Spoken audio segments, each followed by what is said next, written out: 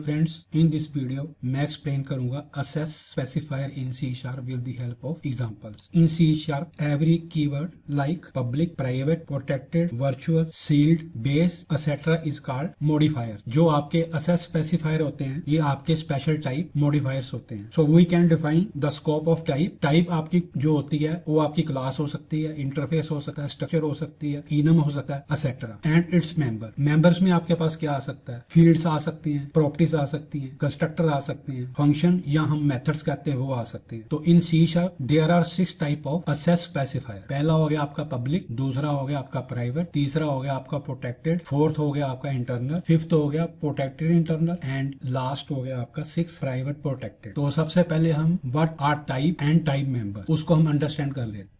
यहाँ पे मैंने एक क्लास बना रखी है पब्लिक क्लास इम्प्लाई. जो आपकी क्लास है, इंटरफेस है, स्ट्रक्चर है, इसको हम टाइप कहते हैं. और जो ये वाला प्राइवेट इंट EID है, पब्लिक स्ट्रिंग, स्ट्रिंग नेम है, जो आपका कंस्ट्रक्टर है और प्रोटेक्टेड वाइड इम्प्लाई डिटेल्स है, ये आपके क्या हो गए? Member types. तो जो आपकी क्लास होती है ये आपकी पब्लिक या इंटरनल हो सकती है. अगर हम यहाँ पे पब्लिक डिफाइन नहीं करेंगे तो वो उसको बाय डिफॉल्ट इंटरनल ले लेगा. और जो इसके टाइप मेंबर्स हैं, अगर हम टाइप मेंबर को डिफाइन नहीं करेंगे, उनके आगे कोई कीवर्ड नहीं लिखेंगे, तो वो बाय डिफॉल्ट सारे आपके क्या हो जाएंगे? प्राइवेट हो जाएंगे. ये था आपका टाइप एंड टाइप मेंबर्स के बारे में. To understand access specifier we need 2 assemblies. जो आपकी असेंबलीज होती हैं that is nothing but pre compiled .NET code that run by the CLR. CLR का फॉर्म होता है कॉमन लैंग्वेज रन टाइम. तो सबसे पहले मैं इस क्लास को कर देता हूँ डिलीट.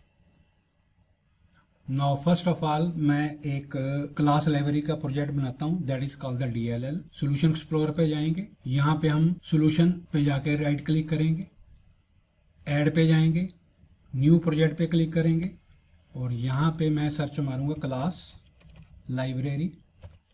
तो ये सबसे टॉप पे आपके पास आ जाएगा. यहाँ से मैं C# सेलेक्ट कर लूंगा और यहाँ पे मैं क्लिक करूंगा नेक्स्ट. ये आ गया आपके पास क्लास लाइब्रेरी. प्रोजेक्ट का हमने नाम देना है, इसका नाम दूंगा मैं assembly demo. Then click on the next, then click on the create. तो ये मेरा एक क्लास लाइब्रेरी का प्रोजेक्ट जनरेट हो गया. जो इसकी DLL बनेगी वो बनेगी आपकी असेंबली demo.dll. नो अब हमारे पास यहाँ पे 2 प्रोजेक्ट हैं. अगर मैं यहाँ पे राइट क्लिक करके open folder in file explorer करूं और यहाँ पे मैं बिन पे क्लिक करूं, डीबग पे क्लिक करूं, .NET 6.0 पे क्लिक करूं, तो यहाँ पे उसने मेरे को दिखा दिया असेस स्पेसिफायर demo.exe. ये आपकी exe फाइल है, that is your executable file. अगर मैं यहाँ पे बैक क्लिक करके assembly.demo पे जाऊं और बिन पे क्लिक करूं, डीबग पे क्लिक करूं, यहाँ पे उसने मेरे को कोई फाइल जनरेट नहीं की. लेकिन अगर मैं यहाँ पे जाके इसको रीबिल्ड कर देता हूं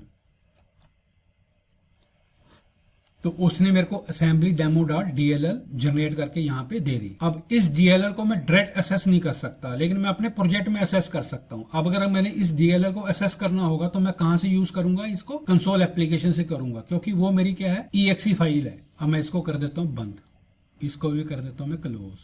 अब हम आ जाते हैं program.cs पे. तो सबसे पहले हम डिस्कस करेंगे प्राइवेट असेस स्पेसिफायर. तो सबसे पहले हम चेक करेंगे जो आपका प्राइवेट असेस स्पेसिफायर है with the class derived class in the same assembly, non derived class in the same assembly, derived class in other assembly, non derived class in other assembly. Now अब हम discuss करते हैं private access specifier.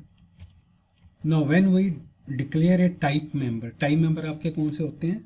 Variable हो गया, properties हो गया, methods हो गया, कंस्ट्रक्टर हो गया. अगर हमने उसको डिक्लेयर कर दिया एज ए प्राइवेट तो वो आपके with in class he assess होंगे. आउटसाइड द क्लास या ड्राइव क्लास में वो असेस नहीं होंगे. तो ये मेरी क्या आउटसाइड द असेंबली है. मैंने अनदर असेंबली बनाई थी. अब मैंने इसके क्लास का नेम चेंज करना है तो मैं यहाँ पे सोल्यूशन एक्सप्लोरर पर जाऊंगा, इसको मैं कर दूंगा रीनेम. इसका नाम रख देता हूँ मैं बेस क्लास. तो उसने मेरे को यहाँ पे क्लास का नेम चेंज करके दे दिया. तो यहाँ पे मैं एक वेरिएबल डिफाइन करूँगा प्राइवेट इंट ID और यहाँ पे मैं एक बनाऊँगा मेथड पब्लिक वाइड डिस्प्ले. इसका नाम रख देता हूँ 1 और इसको मैं कर देता हूँ कर्ली ब्रेसेस से 1 और ID की वैल्यू मैं दे देता हूँ 100. और यहाँ पे लिखता हूँ console.writeLine id प्लस id। अब ये मेरी क्या है, बेस क्लास है। वेरिएबल मेरा प्राइवेट है, लेकिन मैं इसको वैल्यू साइन कर रहा हूँ बेस क्लास के अंदर ही, और उसकी वैल्यू को मैं प्रिंट करवा रहा हूँ इसके अंदर ही ना। अब अगर मैं इस मेथड को असेस करूंगा या बेस क्लास का ऑब्जेक्ट बनाऊंगा तो वो मेरे को वैल्यू प्रिंट करके दे देगा। अब मैं चलता हूँ program.cs के अंदर। यहाँ पे मैं बेस क्लास का एक ऑब्जेक्ट बनाता हूँ, ऑब्जेक्ट न्यू बेस क्लास। तो वो यहाँ पे मेरे को क्या दे रहा है, एरर दे रहा है कि base class object is equal to new base class यहाँ पे एग्जिस्ट नहीं करता। तो मैं जाऊंगा सॉल्यूशन एक्सप्लोरर पे, डिपेंडेंसी पे जाके मैं ऐड प्रोजेक्ट रेफरेंस करूंगा। तो ये मेरी क्या है, DLL है, जो मैं इस प्रोजेक्ट में इसको इंक्लूड करूंगा। यहाँ पे मैं इसको राइट क्लिक करूंगा, इसको करूंगा ओके। इस प्रोजेक्ट को करूंगा मैं rebuild. The type of name space base class could not be found, are you missing a using directive or assembly reference. इसको मैं कर देता हूँ क्लोज। यूजिंग ASSEM ना। अब यहाँ पे उसने मेरे को एरर देना बंद कर दिया, क्योंकि वो क्लास मैं यहाँ पे यूज कर रहा हूँ। और अगर मैं यहाँ पे ऑब्जेक्ट डॉट डिस्प्ले 1 इसको मैं कॉल करूंगा तो वो मेरे को वैल्यू वहां पे शो कर देगा उसकी। उसने मेरे को आईडी क्या दे दिया, 100 दे दिया। ना अब हम चलते हैं assembly demo dot DLL class के अंदर। ये मेरी क्या है, बेस क्लास है। तो with in the class private variable accessible. ना मैं अब एक ड्राइव क्लास बनाता हूँ। ये मेरी होगी ड्राइव क्लास जो इनहेरिट करेगी आपकी। इसको हम कॉलन से करते हैं, inherit which is base class. और मैं इसको कर देता हूँ डिलीट, और इसका नाम रख देता हूँ मैं 2, और इसको भी मैं कर देता हूँ delete.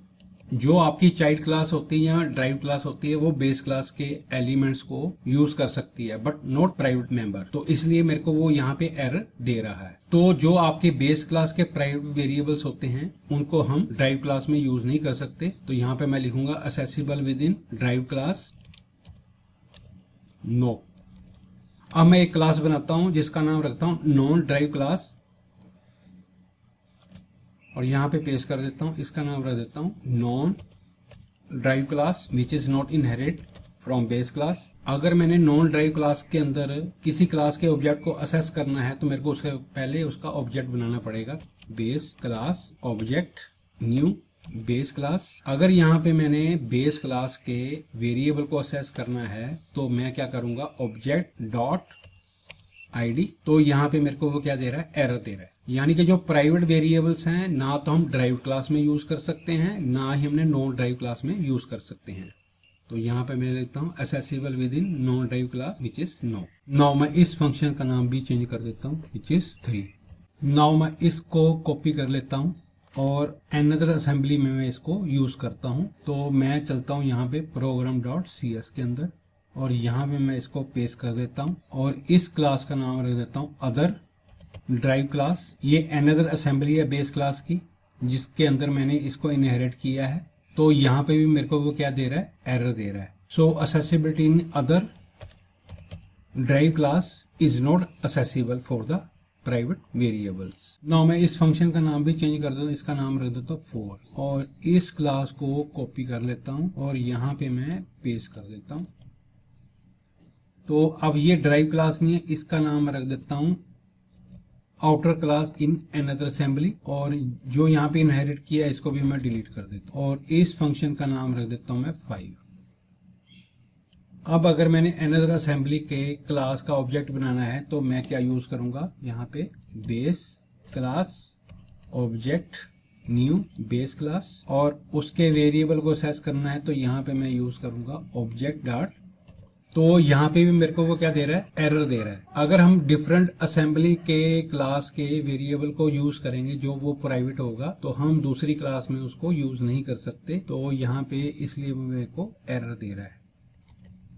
The summary is that जो आपका प्राइवेट वेरिएबल होगा जब वो क्लास के अंदर डिफाइन होगा उसके क्लास के ऑब्जेक्ट ही उसको यूज कर सकते हैं या वो क्लास ही यूज कर सकती हैं। इन द सेम असेंबली ना तो आपकी ड्राइव क्लास यूज कर सकती हैं, अगर हमने उसी सेम असेंबली के अंदर क्लास बना रखी है वो भी नहीं यूज कर सकती। अनदर असेंबली के अंदर हमने अगर क्लास को इनहेरिट किया है तब भी हम उसका प्राइवेट वेरिएबल को यूज नहीं कर सकते। अगर हमारे पास कोई क्लास है जो इनहेरिट नहीं है अनदर असेंबली के अंदर, वो भी उसके प्राइवेट वेरिएबल को यूज नहीं कर सकते।